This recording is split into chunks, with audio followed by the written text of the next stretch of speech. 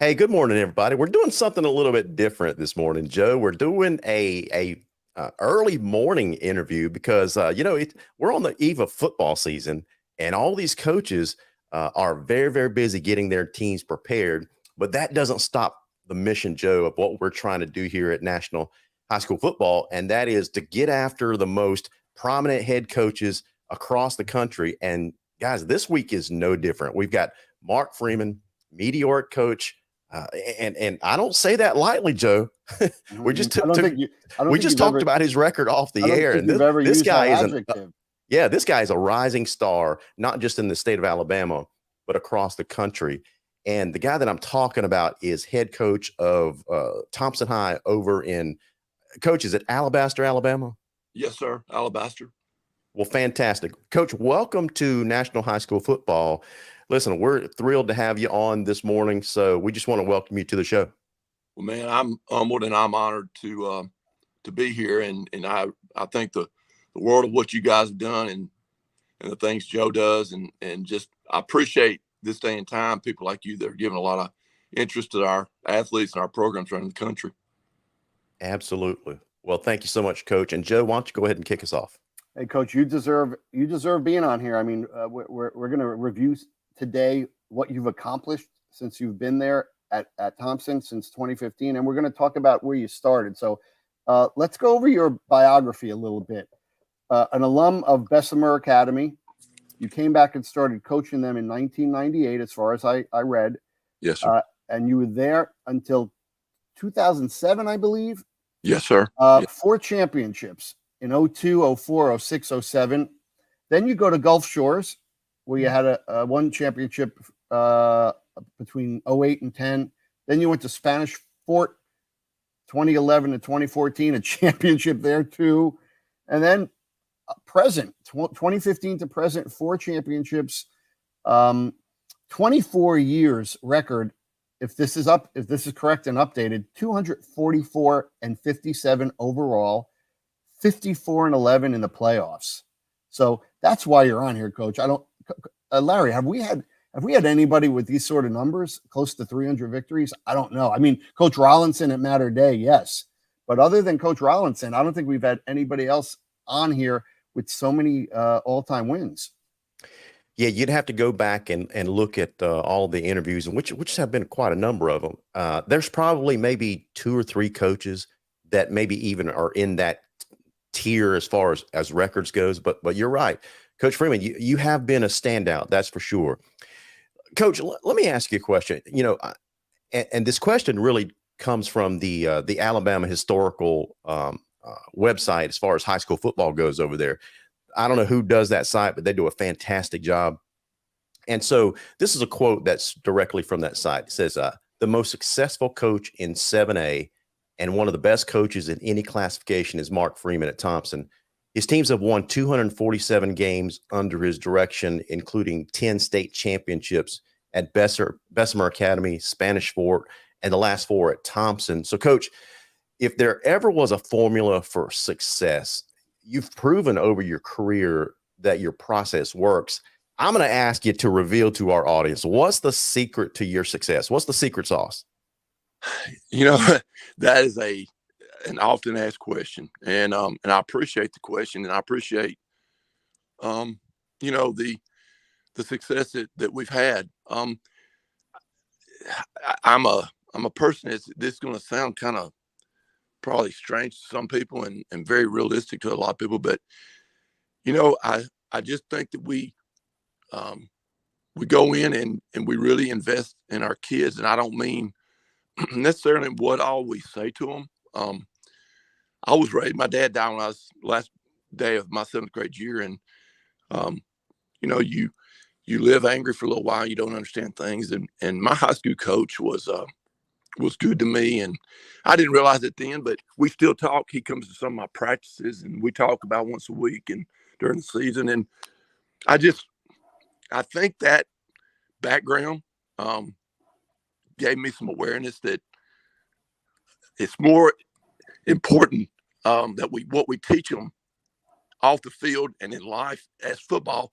And there's a combination of all of it that the good Lord has somehow, everywhere we've been, he's put it together for us. And I think that kids, young men are a lot smarter than people give them credit for. And I think that if I'm just as honest and blunt with my kids as I can be. And that's good and it's bad. But, is somehow I think our kids have always played hard for us. I think they always know that that me as a man, I really do honor the opportunity God gives me every day to go attack the mission field. And when I got in coaching, like I said, I got in coaching at 38 years old. And so it was late, and to watch the journey that and to be part of it and look back on it sometimes is even unreal to me, the blessings that we've had doing this. And, thankful that God has just, always made it where our kids were willing to play hard, listen to us, understand that we don't have pressure in our programs. Pressure is, to me, I can't say this, Webster's dictionary will validate this, but I tell our coaches and our players, pressure is sitting around thinking, what if I don't do something right? And what happens if I don't?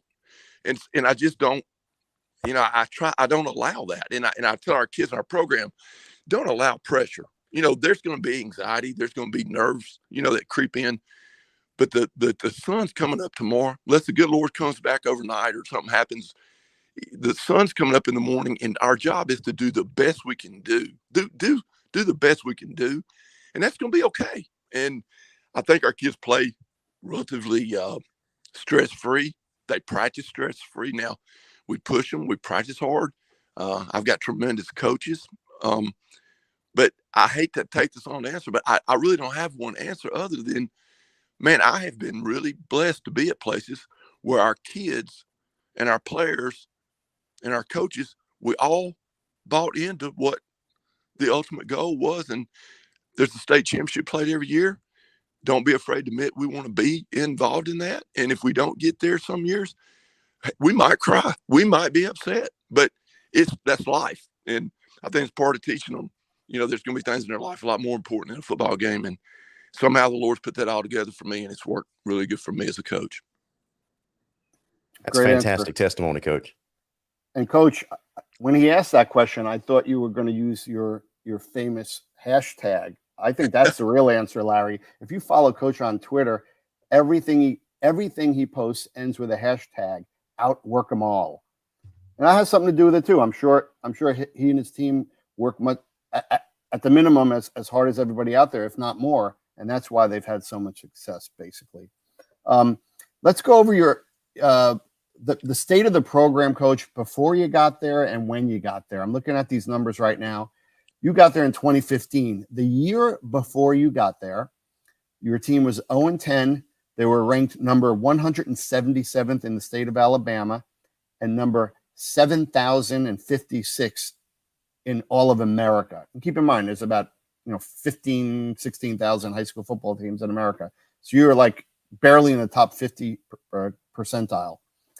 Year one, 2015, you get the team bumped up to about number 38 in Alabama and about number 1,500 in the country, which is a huge jump. By 2017, 3 years in, you finished number 3 in Alabama, number 93 in America. 2018, number 3 in Alabama, number 97 in America. The last 4 seasons, first in Alabama and nationally ranked number 33, number 4, number 24, number 60. So when you started the program, it was at 7,000 in America. The last couple of years, you're averaging being in the top 25. And in 2020, according to CalPreps, you were the 4th best team in all of America. How does that make you feel? It makes me proud. And it makes me appreciative. It makes me appreciative for all the work. Like you said, we do work. I mean, crazy hours. I've done it a long time, and I get off. I let the guys go at school and come home, and I work at night. But Joe, it's not work to me. I'm blessed that I really don't feel like I go to work. I get to go to a mission field and do my thing and work hard. And you go and things, and all that is great, tremendous stuff. I'm very proud of. But the task at hand is now is go put it together again and go do it again. But I'm so thankful for our school and our program. It was it was one of the reasons I went there. Is we were at Spanish Fort. We had won a couple state championships. We were living at the beach, Fairhope, Alabama, and my wife and them didn't really want to move back here. I talked briefly to Coach Clark about going to UAB with him. And I decided that the better thing for me was to stay in high school. And so I kind of made the decision to stay here. And the superintendent from here was at Saraland, right across the bay from us at Spanish Fort. And he called me and said, Coach, I've watched what you've done at Spanish Fort, and I wish you could come home and help me do this. And so, the Lord just let us back, and it was bad. And I don't know where to put your finger on why it was bad. There's a lot of reasons it was bad. But the one thing that when we got there, the kids didn't, they were almost numb to losing. And it was a little bit difficult making them understand that losing hurts. It's losing is failure. Losing is this, that, and the other. If you don't put forth your best effort, you put forth your best effort and do what you do. Losing is part of something that you can learn from. And we just had to, convince them that we could be as good as anybody. Why could we not? And so they were willing to do it. And I told them, don't read about me. Don't worry about what I've done. In 6 weeks, you base your opinion and see if you can respect me and see if I respect you. And in 6 weeks, we'll start this thing. And in the meantime, we were working them every day and all that. And 6 weeks came up, and I got them together. I said, hey, do you think I care about you? Like, yes, sir. And I said, well, we can do this. And, you're just selling. You're selling something every day to these people, to your coaches, to your players. And, I can't put my hand on it other than God just, put favor with us. And they bought in. And we had a 5-5 year that we were 2 or 3 games from being daggum 8-2, and going to the next year and probably had the second best defense we've had since I've been here. We just couldn't do anything offensively. And then that third year kind of got things rolling. And it's just we've just been riding that roller coaster right now and just preparing and following the things we do. But it's amazing when you stop. I really never have stopped like you guys are doing and look at it, but it's amazing. And I'm so thankful. Yeah, Coach, when you put it on paper, I mean, it's really shocking in a great way. It's on our website, I started a thread called The Meteoric Rise of Thompson, Alabama. And I put these numbers on there, and I don't know if any other school has a success story like this. And again, it's not like you did it 1 year and then went back down. The staying power since 2017, you've been number 3. You've been between number 1 and number 3 for the last 6 seasons in your state. That's I wanted to get on to my next topic here because I don't know. I'm very close with the people at Max Prep. Max Prep, Zach is one of my closest friends in the business. We both have polls. We talk a lot. We compare our polls. We meet each other at a lot of high profile games. But I don't know if you saw. I think you did. Max Preps this year has you number 4 in Alabama this preseason. What's going on there? Why would they ever think that? Well, I reposted that last night on my Twitter. And they don't know what a favor they really did me. But Jeff and them at Saraland, Jeff's a good friend of mine. And at one point I was trying to play them this year in the kickoff classic. And I thought we was going to get that game done and we didn't. And, I'll tell you this, honestly, we got 4 stars back on offense. And I think we got 4 back on defense. So if truth be told, I don't think myself right now, we're capable of being ranked number 1 right now. We are playing a really good Opelika team that can really run athletic. And then I'm going to play IMG. I wish I could have played IMG previously with these other last 2 years. This year, we'll play them with some guys that, they'll have 4 quarters under their belt, and it'll be a great, great game for us to go play a team like IMG. And I'm banking on it doing like last year.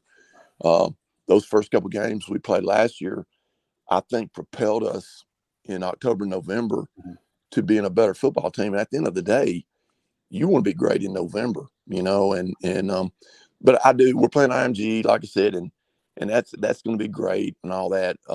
But it's just you look back and I think there's teams probably on paper better than us right now.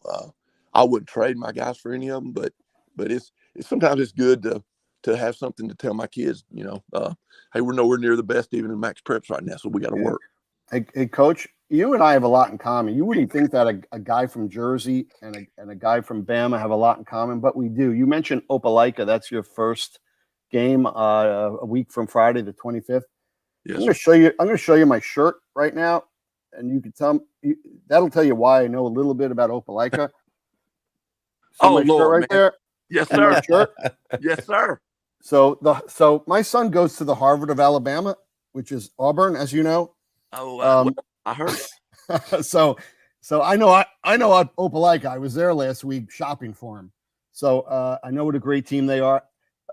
Another thing we have in common is, my mentor in coaching. I coached for 2 years on Coach Bowden's staff down at Florida State. I was a GA, and my boss was Ronnie Cottrell, who I know you know very well. He's I do. Legend in the state of Alabama. After coaching at FSU, he did a couple of things, went to Bama, and then he ended up coaching at Godby in Tallahassee, and now he's been in Bama and is in his hometown ever since. So he already told me what a great man you were, and obviously so far we know why he said that. So those are the things we have in common, you and I, and we have another thing. I wasn't going to bring it up, but you brought it up.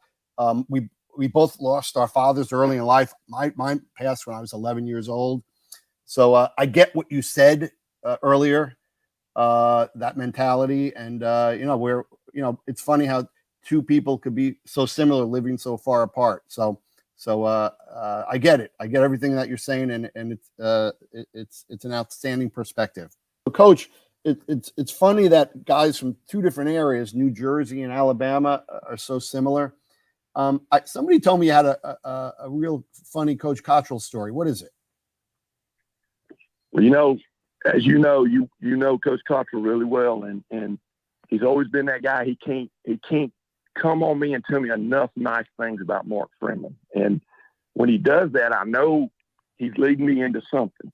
And my first year, I think, maybe my second year at Thompson, he called me. He said, "Hey," he said, he said, "I got a deal for you." He said, "I'm running this game down here in Mobile, and you'd be perfect, Coach. You'd be the perfect one. It'd be great for your program. We'll bring you down here." Anyway, long story short, I said, "Who are we going to play, Ronnie?" He said, "I'm going to play a team out of Florida, Godby."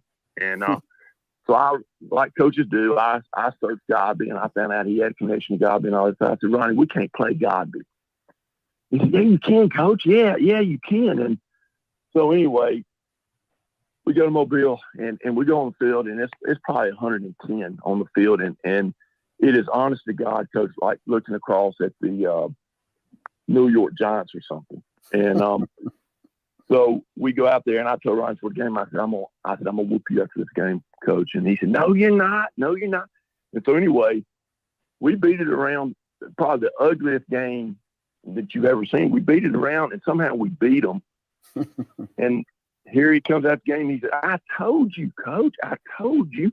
And so it's just Ronnie Cottrell is a master of, as you know, of telling people the things that he thinks they want to hear and all this stuff. But I'm gonna tell you what, me and Coach have a relationship. He'll call me a lot of days, and we'll just talk. And I appreciate Coach Cottrell's relationship and his kind words about me. But I'm gonna tell you what gets lost in Ronnie Cottrell is how good a coach he really is.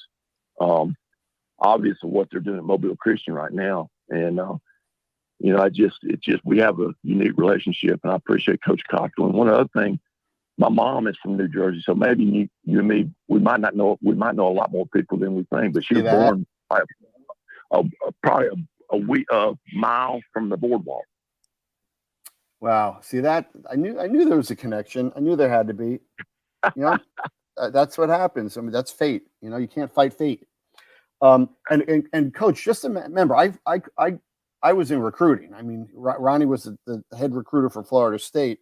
So that story shows how he was able to get so many kids there between him and Coach Bowden, pitching them and selling them. Who could say no to those two? And I know it. And what a and run you guys had. exactly. I mean, finishing in the top 10 like 10 straight years, and then see what happens when Ronnie leaves. When Ronnie left, I mean, the players kind of dropped off. The number 5 stars weren't coming, and then the rest is history. So he, with him and the other great coaches were there. When I was there, think about it. We had Coach Mark Richt was quarterbacks coach.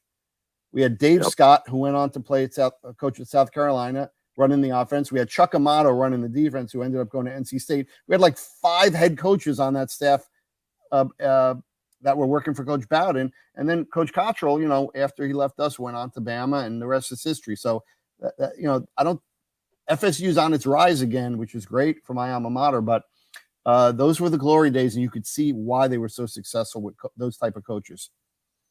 Well, you can, and I know growing up here in Alabama that back when Coach Bowden was down at Florida State, that you had your Alabama Auburn fans, obviously, but I would say a very, very near to those top 2 teams in the state of Alabama was Florida State, and a lot of that was due to the respect for Coach Bowden and the things he was doing, and then the success you guys were having. Man, Florida State was, outside of Alabama and Auburn, I paid a lot of attention to Florida State because Coach Bowden was from over here, Roebuck or in that area, and was at Sanford, and everybody up here loved Coach Bowden.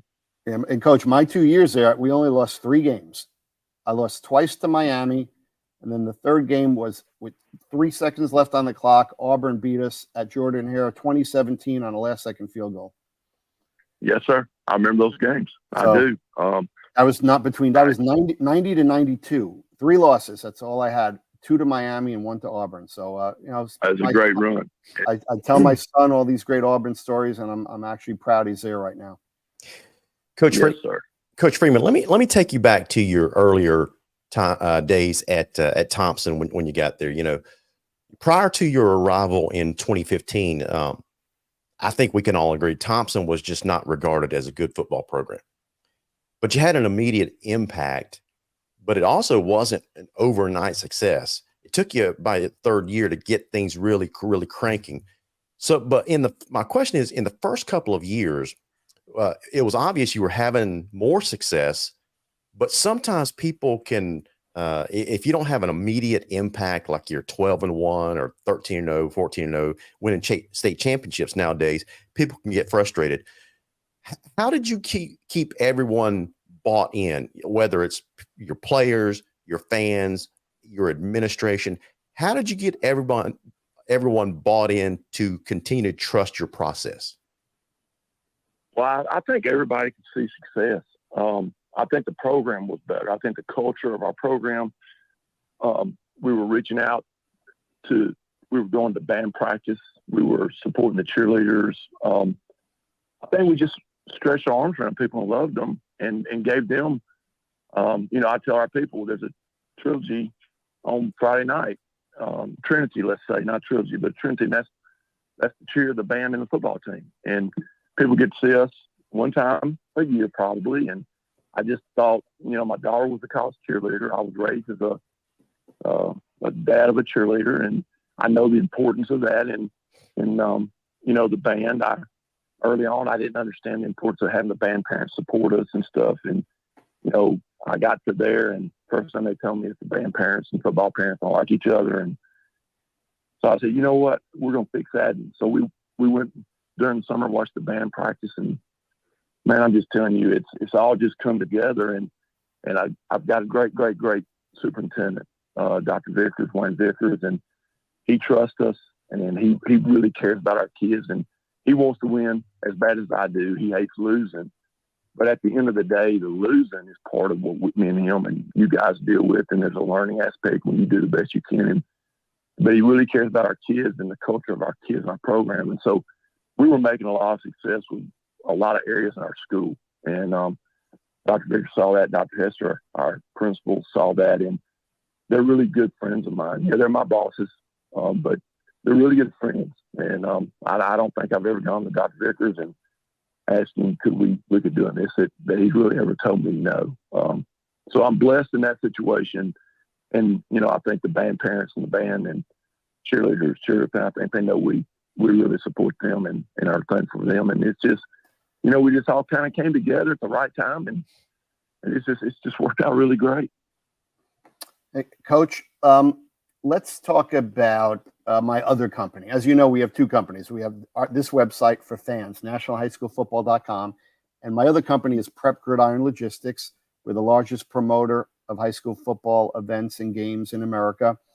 Yes, sir. So I don't know if you know this or not, but your fans were a lot more familiar with me before you were. Do you know that?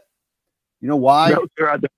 So your fans and I used to battle a lot on Twitter back in the day because I always respected the program, but the developmental need I thought you guys needed was your strength of schedule was always mediocre because you only played in-state teams. So I was always battling with your fans saying, when are you going to play some good out-of-state teams? You got to do it to be highly ranked.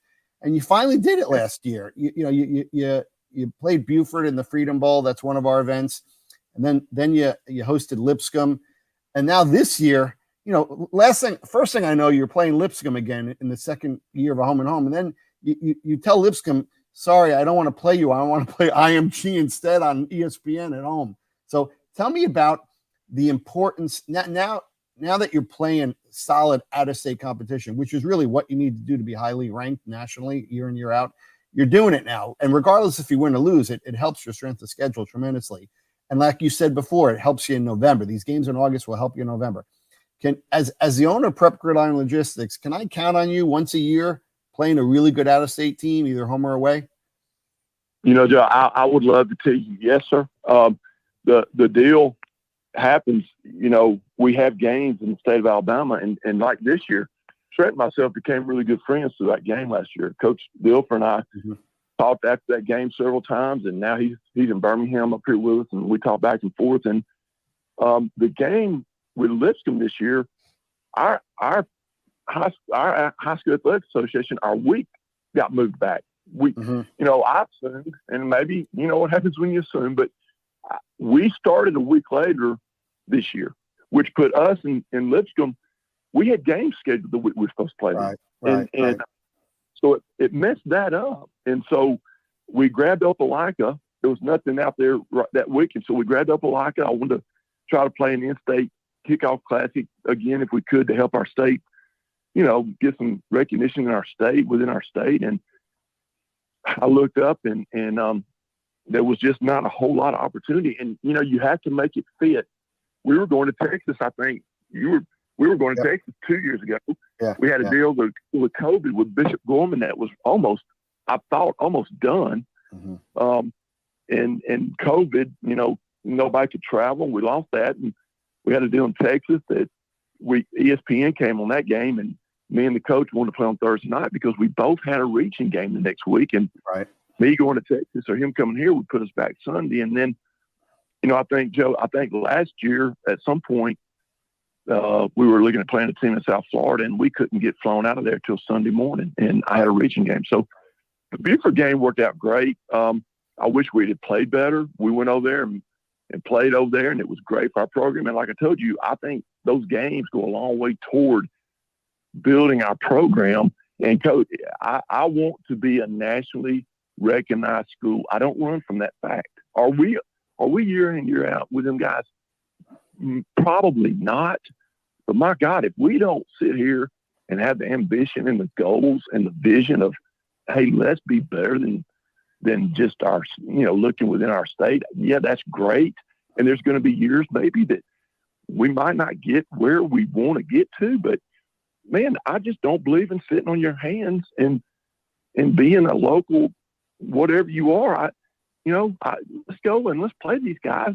If nothing else, we'll see how bad we are. We'll Coach, fix that. But, I always, there's two stories, Coach. I always tell when every like you said, everybody's a salesperson, whether you know it or not, you are. So I find myself selling a lot of coaches on concepts. So I'll always tell, there's two stories. Bergen Catholic, several years ago, we sent them to California to play Mater Day, the infamous Mater Day. They lose 62-14, come back to Jersey, win the state championships and nationally ranked. And then last year, we talked DeSoto down in Texas into playing St. Francis. Again, top 5 in the country, loaded every year. St. Francis goes down there and beats them 47-7. What does DeSoto do? Win every game, wins the state of Texas. So that's it. Whether you win or lose against IMG, every game after that's going to feel like a JV game. It's going to help your team. So that's what these games are all about. And even if you lose some of these games to highly ranked teams, your strength of schedule goes up, and you could actually be ranked higher the week after for playing those games, and despite losing. That's how the system works. If you study Cal Preps and the other pollsters, they care more about you challenging yourselves versus a good team versus the outcome of that game. So keep that in mind. Next year, I don't know if that IMG weekend is on Labor Day weekend. So next year, talk to me first. You guys are a desirable opponent for all the right and just reasons. So I could find you a place to play, no problem, whether you want to travel or host. That won't be a problem going forward. Well, I appreciate that too. And you can count on it, Joe. Please contact me and count. And I'd love to talk to you about it, because I really believe that, there's games, that you play and you might not be the favorite. That's good for your kids too. Sometimes it's good for your kids to understand that there's going to be times in their life when they leave here that it looks bad on their job, it looks bad. And I just think everything is a learning tool. And sometimes you lose. I don't believe in moral victories per se, but I think you can learn a lot about yourself, your character, your kids, in a situation where you don't come out on top, or you really, I think you find out sometimes, a lot about yourself. Anybody can sit on top of the mountain and wave at people, but, getting up there and keeping it clean and keeping your name on top of that mountain, there's a lot that goes into that. And I believe in playing those schools. If you can do it, help that. Hey, Coach, you talked about the Buford game. Let's talk about that, because although you didn't play well and you lost, there was a silver lining. Your quarterback made a name for himself that night, and correct me if I'm wrong, as an 8th grader, right? He did, and boy, I tell you what, Buford was a great team. We had a chance to tie it up, I think 7-7 right before half. We fumbled on the 1-yard line going in. We come out and our quarterback throws a pick six from about the 10. So we go down there and we get the game late in the game. We get the game 17-7. Well, we get it 17-0. And I put Trent in, and we went to our, all strictly, when we put him in, we're a different type team in what we do. And we went right down the field and scored, and we get 17-7, and I'm under the tent, and I'm talking to our kids, hey, we get a hold right here, let's go down. We and I hear the crowd roaring, and there's a big, huge roar, and I look up and I think, man, we've got the fumble. We got a kickoff. We caused the fumble, and Marcus Haynes is going right past me about 100 miles an hour, and I told our special team, I said, you've been here one game and you might not make it. You might not. How do you kick the ball, that guy? And it's a joke now, but we asked our kicker, hey, can you kick it in the end zone? Don't kick them. The coach, he missed it. Went to Marcus Haynes. He carried it back. It's 24-7, and you feel like you've been hit in the head with a rock. Right. But it was good. And Trent came in there and moved us down the field. And later on, we had a receiver stop a route. And he threw a pick. It might have been a pick six, I think it was, but it wasn't. We had a receiver stop a route that, we're anticipating man coverage, and you never stop a man route, and the guy stopped it, and they picked it. But man, it taught us a lot, and it gave us a little incentive to come back. And then Trent and them, we throw a pick six and fumble. They run it back 101 yards. We lose that game 24-10, 24-14. But I tell you what, it got us ready for that brutal region schedule. And like we're talking about, it kind of gets you acclimated to what the heck, man, let's go play.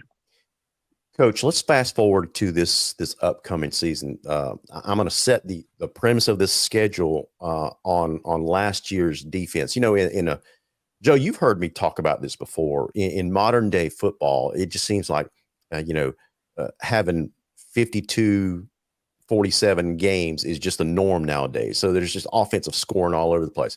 But Coach, what's unique about some of your teams? I was looking at last year's schedule or record. Your defense gave up 162 points all season. That's less than 2 touchdowns per game on average. But like you said earlier in this interview, I think you said you got 4 returning on defense. So that's a lot of stopping power that you're losing to graduation. What's the game plan on defense? What kind of players, which players can we expect to step up?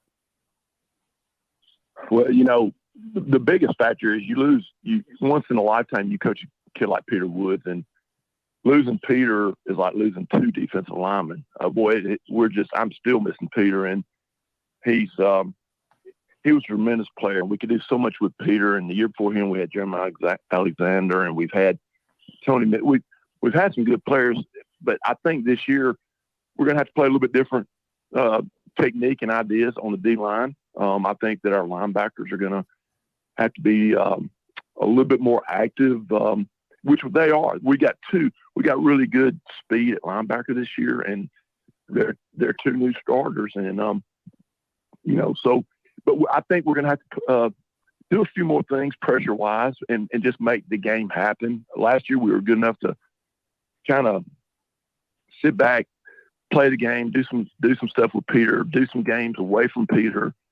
This year is going to be a little bit different. We're going to have to be more of a team, but I love our team speed on defense this year. I think we can make up for a little bit if we can just hunker down and don't let people run it down our throat. I think we'll be okay. We got Anquan Fagan's it's All-American in secondary. Caleb Harris is going to be a SEC Power 5 guy. We got good players in secondary. I'm really proud of our linebacker group, and so I think we'll be okay. It may take us a little while to find out exactly, like you're asking me, what direction do we end up going in? But I love the way they play and compete. Coach, question for you. In all of your years at Thompson, off the top of your head, I know you don't want to leave people out, but if we were to create a Mount Rushmore of Thompson, since you've been there, give me the top 3 or 4 players that have stood out in on and off the field. Well, to me, I love them all. That's a hard question. Now I will tell you sentimentally that I think the key to us being able to turn our program, what helped me turn the program was when the Tungavaloas decided that Tua was going to go to Alabama. Mm-hmm. When he was going to go to Alabama, that family, if you research that family and know that family, they are a very, very, very tight-knit group of people. And so when they were going to move here, my phone rang, and it was Tua's dad, Nalu Tungavaloa, and they were moving to Alabama, and thank God, I don't to this day I don't know who, but somebody said, these are the schools you look at, and these are teams that are up and coming. And so he called me and he said, "Hey, I've looked at you and what you do." He said, "My younger son's a quarterback, and you've had good success." He said, "I seen you worked with Jameis Winston. I see your offenses have been good. I'd like to talk to you about my youngest son." And I'm thinking, when he first called me, he called me with that idea of moving here a year early with Tua. Mm-hmm. So obviously I look at Tua and I'm thinking, heck yeah, bring this dude in here. Yep. We'll automatically be a lot better football team. And then, so they didn't do it. Tua decided to stay at St. Louis in Hawaii. And, right. The next year the phone rang and he said, "Hey, Coach," he said, I have a younger son. I'm thinking, okay, brother, you missed me on Tua, and I've never really seen your younger son a whole lot. But anyway, he got to tell me about Talia, and my gosh, I couldn't have had a better fit for me and Talia. I still talk to him all the time, and he's just a fierce competitor. And I think getting Talia here, he had played in a run and shoot with June Jones and some of the guys, and he just fit, man. It's like God put the perfect kid character. He's a competitor, a fighter. We needed a little bit of that, and he brought that into our kids. And there was so much more that family brought to our community: the faith of the family, the just the faith they had in the Lord, moving across the country and doing things here. And they, all things they went through a lot to get here, and just their family, they just packed up and left and came to Alabama. And Talia being here really helped me because it allowed me to fought back to the things that I believe in, and I believe that you have to be a complete football team. But having Talia offensively, and he started that things off, and then we've had great quarterbacks come in behind him that saw what he did and how he worked our kids in the off season on his own and stuff. And Sawyer Pate, Connor Harrell, those guys just come through. And now, we've got Zach and Trent there. But defensively, we had some great players those first years. And I think a stable of our program, my first year here, we had a young man named Nick Mobley. And the last game he had suffered through, oh my gosh, just a terrible high school career. And Nick, I met Nick, and man, our coaches cried when Nick left.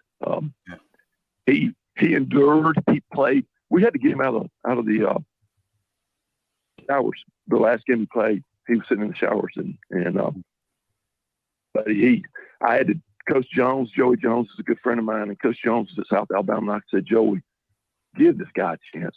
Just let him walk on. I think Joey made him and talked to him, and he called me. He said, Mark, I'm gonna give Nick a chance. And Nick ended up being the team captain down there, starting for them at South Alabama. And he's one of those football players that you just know, man, this guy's a football player. And what a great, great, wonderful person. I help him with it. He runs a ministry, and I help him with that every year. And he matter of fact, he just texted me last week. He said, I'm coming to the IMG game. And man, it takes a lot to get Nick Mobley.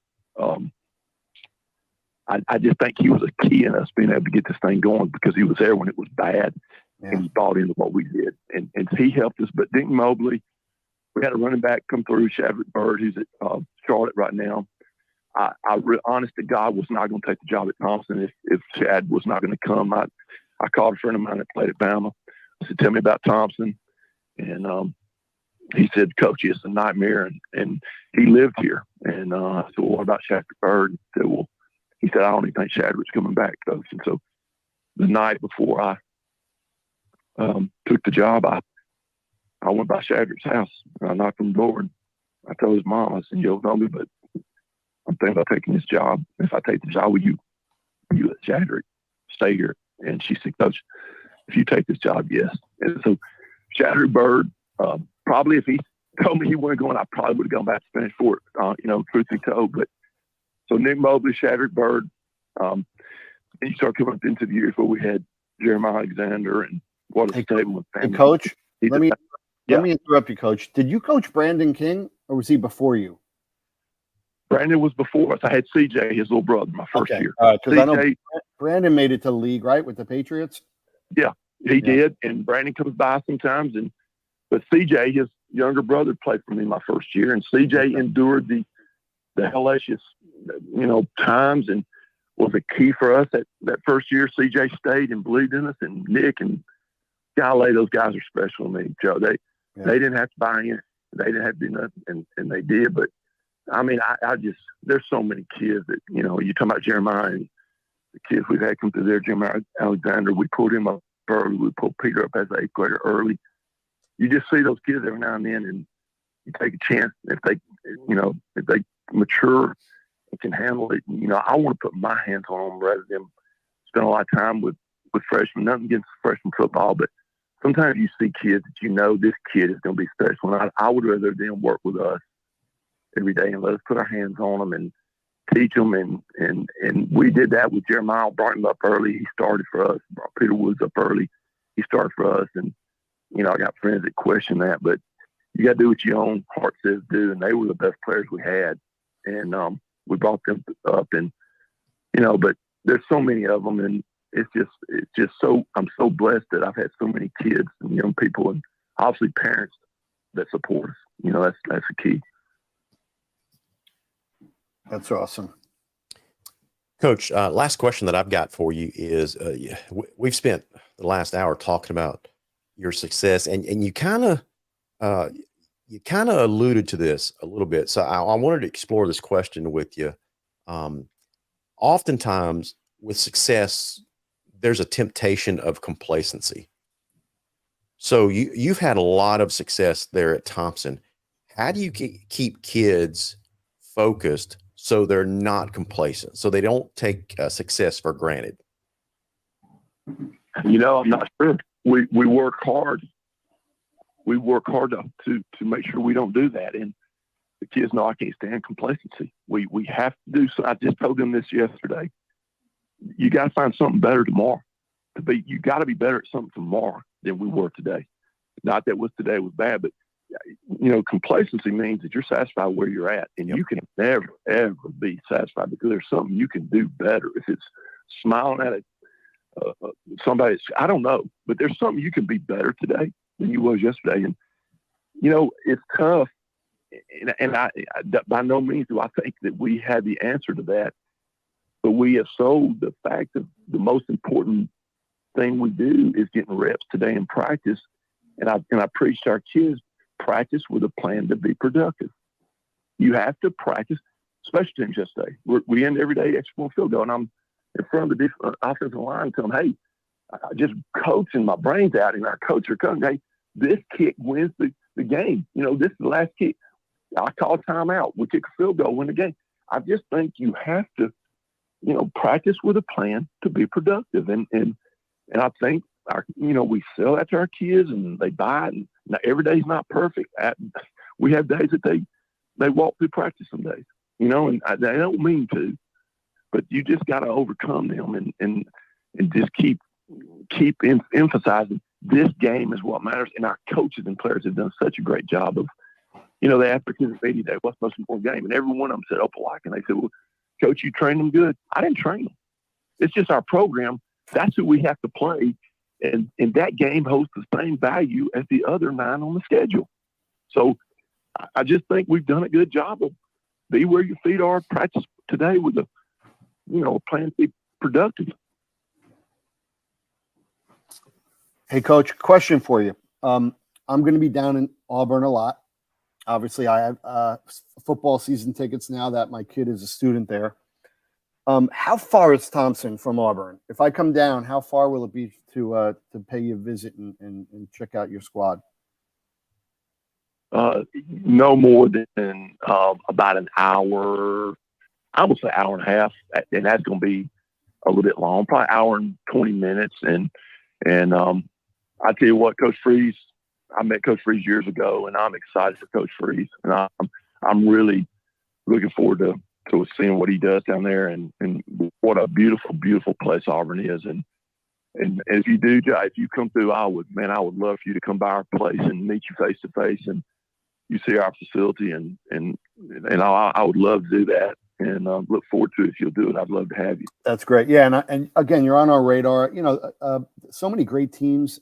I do a lot of events around the area, around the country. I do Georgia versus the USA. We do California versus the USA, New Jersey versus the USA. I would love if we could, in the next few years, we had like the top 2 or 3 teams in Bama host 2 or 3 of the best teams from out of state and get it broadcast nationally and let the whole high school football world know what great high school football there is in Alabama. Well, I would love the blessing and opportunity to be part of that. I really believe in what you guys do. I don't think there's anything much more exciting than 2 schools from, different parts of the country coming together and playing high school football. And like I said, the key to me is playing good programs that their culture is good. The kids act right. You just want to go play a good football game. You want to shake their hand, and you really pull for them the rest of the year. Right. That's what I'm looking for. I'm looking for playing good quality teams that their kids and their coaches have class and character. You play a good, hard-nosed football team, and you shake your hand and leave. Man, Buford, those guys, I got so much respect for those guys over there. We played that game. We shook hands, and our kids, honest to God, our coaches, we pulled for Buford. And I would take a team like that anytime we can play them, as opposed to playing somebody that, you start worrying about what's going on and all that stuff. So if you find us anything like that, please contact me. I would love to. Yeah, Coach, we had a similar situation a couple of years ago. I brought Bergen Catholic from New Jersey, top team up here, down to play Grayson. And Bergen Catholic, beat them pretty good. At one point it was 27-3 going into the fourth quarter.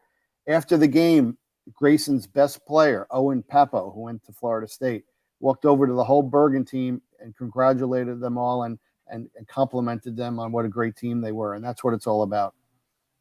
Man, isn't that what it's all about? And if people would just realize that's what it's about. High school football is the most purest game I think we have left. And people try to distort it, but it's about competing and shaking a guy's hand, man. And you don't have to have hate and anger for these people, your rivals and stuff. But it's just gotten where it's, there's just certain things that you want to avoid. But man, to me, there's nothing greater than what you just said. You got a great player like him, but just the camaraderie of playing a good team. And there's going to be a winner and there's going to be a loser. Shake hands and pull for each other. But that's exciting. Joe, as we close this out, we can't escape an episode without me bringing this up. I was waiting for this. Okay, just look Coach. it up. Coach, did you know it's only 5 hour and 22-minute drive down to Lowndes High School in Valdosta? I would love to see you and Joe set up a home and home with Thompson and Lowndes High School. Well, you put it on Mr. Joe and you let him contact me and let's see if we can do it. And if you talk to Lowndes and if they're a lot better than us, if they'll let up on us when they got us killed, we'll talk to them about it. Nice. All right, we'll plan an event, Coach. Like I said, you and your program are a desirable opponent for all the right and just reasons. We thank you for your time today. I'm really excited, both professionally and personally. I'll be down there a lot. I'm happy to hear that you're much closer than I thought you were. So we'll be hugging each other soon. A Bama alum and a parent of a future Auburn alum will be getting together to talk some high school football in person. Well, I'd love to do it. And I really, honestly, I look forward to it. And I appreciate, again, with tremendous humility. And I mean that. It's just amazing what the Lord's done with our program. And I appreciate you guys recognizing us and giving me a chance to come on here and talk about my program and let you guys know how much we appreciate and keep up with the things y'all do for us too. Coach, it was our pleasure. Thank you so much for appearing on the show today. Thank you, guys. Y'all have a blessed day. Thank you. Hey, we'll see you on